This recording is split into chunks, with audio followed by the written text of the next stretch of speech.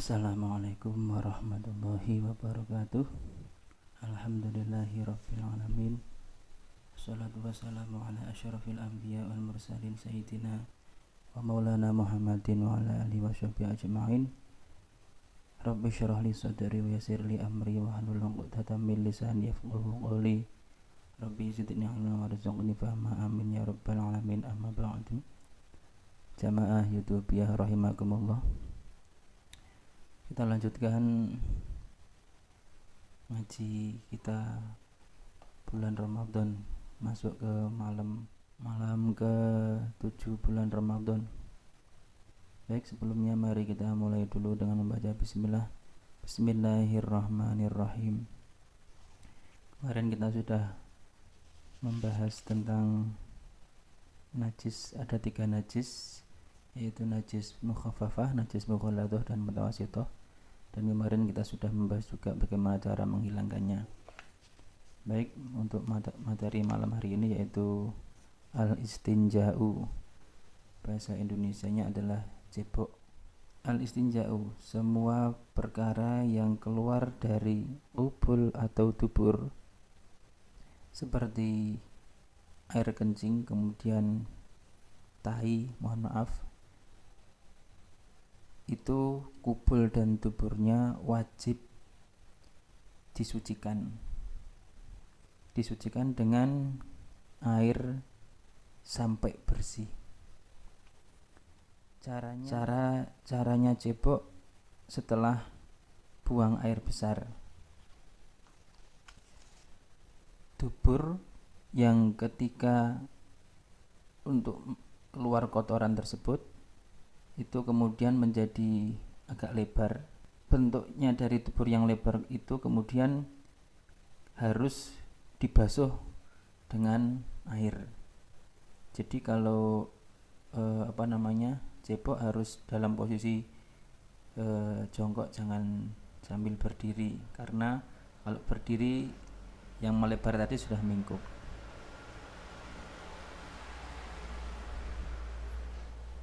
Apabila kita sudah mempunyai anggapan bahwasanya tempat yang kita basuh tadi sudah bersih dan suci, maka hal tersebut sudah suci. Akan tetapi ketika kita masih ragu, tempat keluar kotoran tadi masih kotor, ya kita sampai mantep kalau itu sudah bersih dan sudah suci. Kemudian kita dimakruhkan untuk mencium atau membau tangan kita yang buat cebok tadi.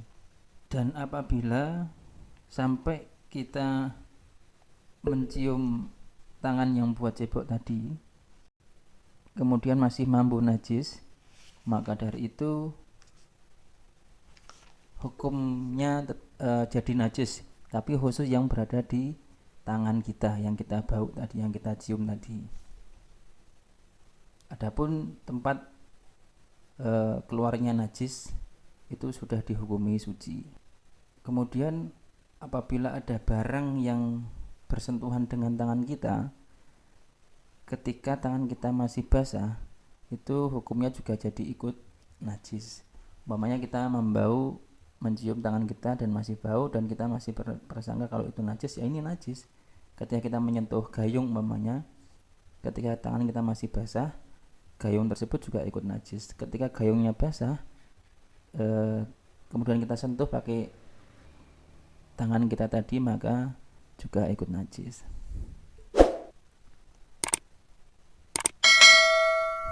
Kemudian kita akan membahas selanjutnya, yaitu cara cebok setelah kencing untuk orang laki-laki. Ini untuk orang laki-laki. Yang pertama,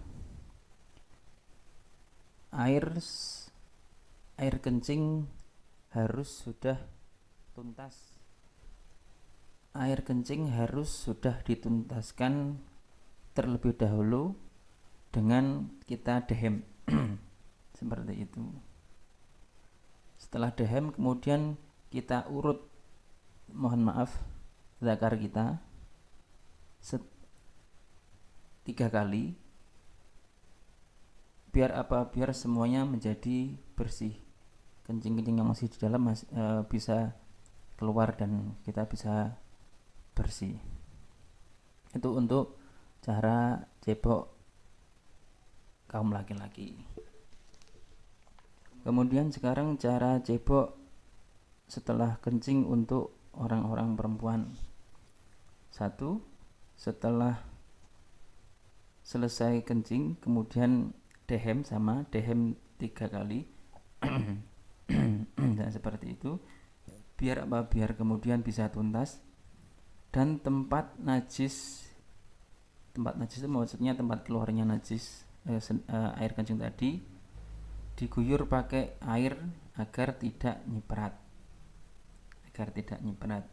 Karena cipratan dari air kencing itu bisa menjadikan siksa di alam kubur. Jadi memang harus hati-hati untuk cipratan air kencing itu juga ternyata bisa menjadi siksa di alam kubur.